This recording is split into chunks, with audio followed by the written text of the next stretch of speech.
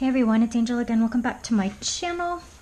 For today's video, I actually wasn't planning to do a video today, but I have a bunch of paints that don't fit in my everyday palette since I only have a certain amount of wells to put them in, and when I was moving, I had to get rid of two of my really big palettes. One of them because it was broken and really old and pretty cheap anyway. I really couldn't use it. And then the other one, it was made of metal, and it was actually really nice, but the metal was like on the edges, it was really sharp, and I was constantly cutting myself on it, so I thought it was best to just go ahead and throw it away. But before I moved, well, a couple months before I moved, I bought some new paint, and they had never really made their way into my everyday palette that I use for painting in the morning, and just because, like I said, there's no space. And then I don't know if you are new to my channel, then I'll tell you, I used to go to a lot of estate sales when I was living in Dallas, and I picked up a bunch of these really, really beautiful Daniel Smith colors, I think for like $1 each. So one of them is a Primatech one, but yeah, I mean, if I had bought these at the store, it would have been way more than $1 each. So I hardly ever use them because they're not in my palette, and so I thought it would be nice to, put them in a pan and make a palette, just to keep them in, so that I can take it out and use it whenever I want to. And so it got me thinking about different ways to make, your own palette. There's, the classic, everybody's favorite altoids tin. I had actually painted some watercolor ground on this so that I could, I was gonna make a palette out of it and then decorate it, which I'm still gonna do. And then of course I've got the smaller altoids palette. I got some mints while I was on vacation. And yes, I bought this just for the tin. I'm a huge fan of tins. I've got this this big tin. Depending on how big or small anybody would want to go, there's like so many different options. This is from some colored pencils that I bought, I think at Marshall's. That I ended up throwing out because they were just awful. I mean, they were worse than like a children's brand. So, but I mean, I've even tried, using makeup, like makeup containers. I could probably take this. I wouldn't want to. Well, maybe I should try. I could probably take this out. I kind of don't want to because I still use the eyeshadows that are in here, but I probably could. I don't know. I try to look for, I mean, I like that this is a tin. As I've told you guys, I love tins, but I would try to, if I was going to use like a makeup container, I would use one that opens all the way. Instead of, how some of them, they just only open up, like that, so you can use the mirror. I would try to buy one that, or not buy one, I would try to use one that opens up all the way so that you can use it, for mixing. But then there's, the square ones. These ones, at this particular place that I got this, you buy the container separately, or you can buy the container separately from the actual makeup itself. So there's all kinds of different options. And then even like something small, say you wanted to only bring, like you were traveling and you wanted to only bring a couple of colors with you, you can just, let me see if I can pop this out. This is a really old one that I've probably only worn a couple times.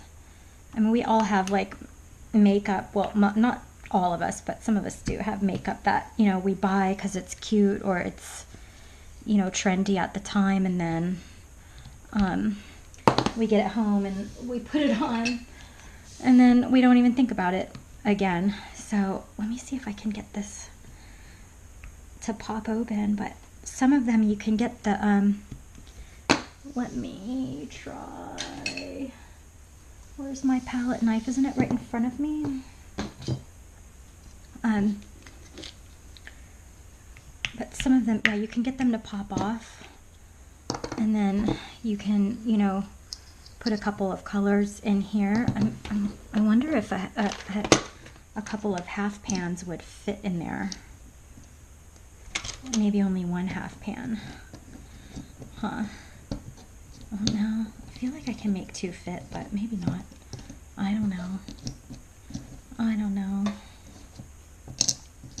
Yeah, it's looking like only one can fit, but there's all kinds of, you know, there's all kinds of things that you can do. Like you can even take this, I used to do this with my makeup. You can, if you have an eyedropper with alcohol, you can drop alcohol into the side and it will get in, you know, behind this little pan here and dissolve the glue. And you can, you know, scrape the makeup out and use the pan itself. You can even use, I got this little container at the dollar store, and you can even use, like, if you don't have these little half pans, because they can kind of get expensive if you buy them, but you can even use, you know, a bottle cap and put that in there, or, you know, put it in an Altoids tin. I mean, I'm not the first one to come up with that idea. I'm sure you guys have heard all that before, but in case you haven't, now you have. So so that's what I'm going to be doing today. I don't know what tin I'm going to use. I think for now I'm just going to concentrate on pouring my paint into the little pans, but I kind of got to decide which ones I'm going to be using in the full size, and which ones I'm going to be using for the little size. It's always a good idea to use like a magnet of some kind, and like you can get these. This I think I got at Michael's, these really like strong ones, but you can even use these ones that you get, you know, from, like, if you get takeout, sometimes they'll give you like a business card style magnet. And actually these ones are the best ones to use because you can cut them, and some people use glue. I like to use glue dots because then I can take the, you know, I can take the magnet off if I want to. So yeah, so that's all I'm going to be doing today. I'm probably going to put the rest to music. I just thought I would show you guys what I was doing, since I didn't really have a video for you guys this week, because I'm still trying to get this space together. But anyway, just enjoy.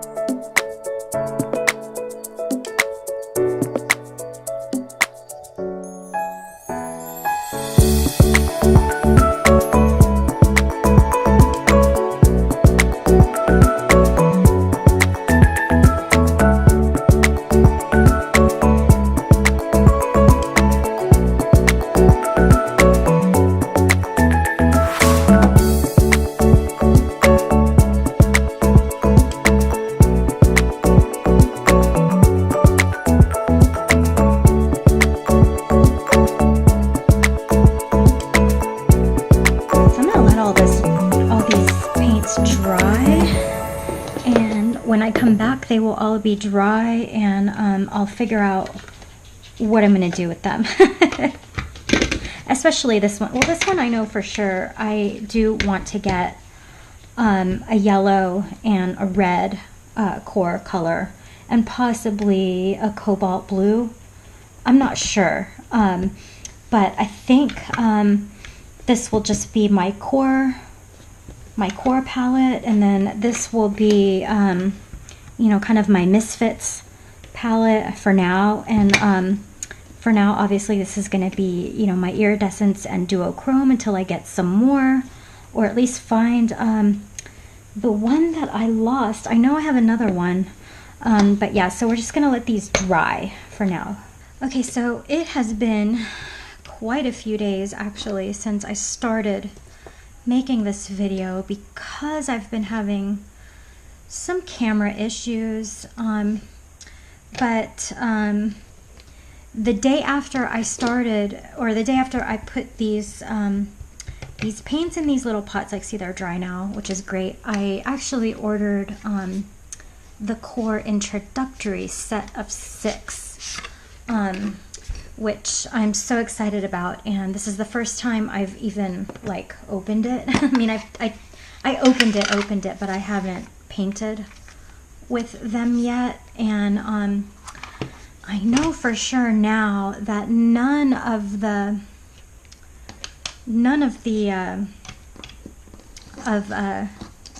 these big full pans that I have, I think I could maybe put 2 in here at the most. I don't know, maybe 3. Can I put 3? No. Or I could maybe put 1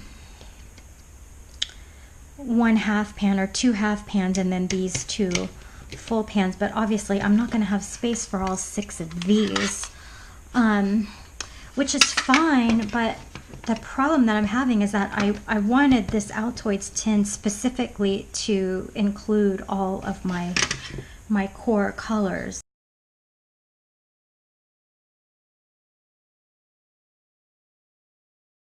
I figured it out. So what I'm going to do then is put some primaries in here. So this will be like a core palette. So I'll put my favorite primaries in here, or the 3 primaries that I think I'll be using the most in here. Well, see, I was thinking of going with the permanent alizarin crimson, and then that's the only yellow that it comes with, and the ultramarine blue. But now I'm thinking, since I already have a blue, even though that's not a very deep blue, I was thinking of doing, you know, a neutral, a burnt sienna with it. But I think what I'm gonna do is do is get my triad of primaries, and then maybe add like a half pan that can kind of float on the top, right? Does that fit? Yeah. So I can kind of store it like that, I guess, huh? I mean, I don't know if I can get it. Can I get, I can. I could get a half pan in there. I can. So, and then I can probably get this little half pan here. Oh my gosh. Okay. Well, that is a game changer. Okay, that's a game changer right now. So, okay. So I have figured it out. So that is what I'm going to do. I'll put in my, so I'm going to go ahead and fill these pans and label them, and then I'll come back and I'll decorate the cover, and then I'll be done with it. Okay, so it's been a couple days now, and that's how long it's pretty much taken me to finish up like my thinking process, so to speak, on what I wanted to do with this palette. So what I ended up doing is just taking 3 of the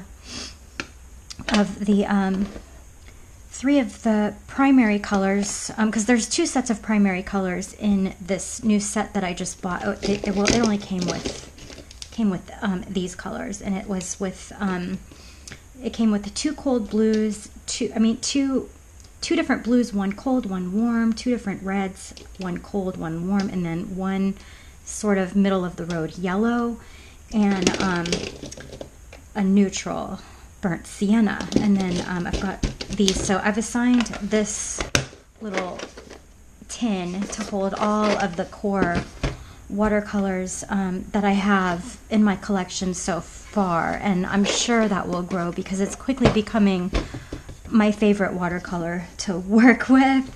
But what I did was take the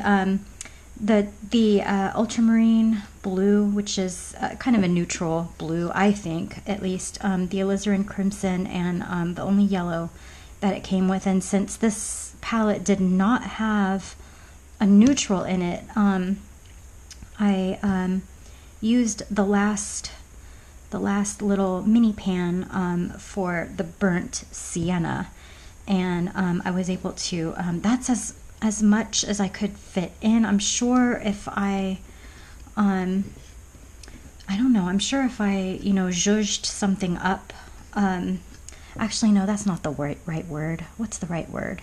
If I MacGyvered something, I guess, some kind of little container, I probably could add a couple more colors in here. But and actually I could glue another magnet on the back of, I could make another like little palette and just put it on top, because it would fit another row if I wanted to, but I think for now this is going to be good enough. I'm sure I'm going to change it, as the time goes, as I play with it a little bit, but I think that's going to work for me for now. So all I have to do with this palette is make like a little, a color swatch sheet, and, to stick in here to help me out. And then I drew in a little design for the top so that I can decorate it. This one I didn't. This one I'm going to leave alone for now. I think what will end up happening for this particular palette will be like my misfit kind of colors that I want to play around with until I figure out if I like them or not. But for now, this is just core watercolors. So far, this only has Daniel Smith in it, but I'm not married to any brand. Like I said, I am really loving, because I paint wet on wet a lot, I am really loving the way core watercolor performs. And then for this little one right now, these are all my my duochrome and my iridescent colors, and these are all Daniel Smith except for this one. This one came from a palette that I bought on Etsy from Designs by Rachel Beth. I got the Wild and Free palette, and I don't use it very often, but I do like this rose gold color a lot. So since it was iridescent, I decided to include it in here, in this little one. So this will just be for my iridescents, and that's it. I know it took me forever to like work it all out how I was going to do this, but that's pretty much me. I have to make things so complicated. I am gonna go ahead and decorate this. I will do it off camera because I have a feeling you guys are probably tired of hearing about this palette. if you've made it this far into this video, I'm guessing this is going to be like a 50-year long video, but that's how it goes. That's how it is as artists. We have to we have to work things through and put a lot of thought into our supplies. So yeah, so I'm happy with my new little DIY palette. I will decorate this and post a picture of it on my Instagram when I'm finished. I'm probably going to be doing a lot of junk journal videos coming up really soon. Well, not probably, definitely, because I haven't done any in so long, and I'm dying to do some. So yeah, so thanks for watching. I hope you'll give me a like and subscribe if you have not already, and I will see you in the very next video. Bye-bye.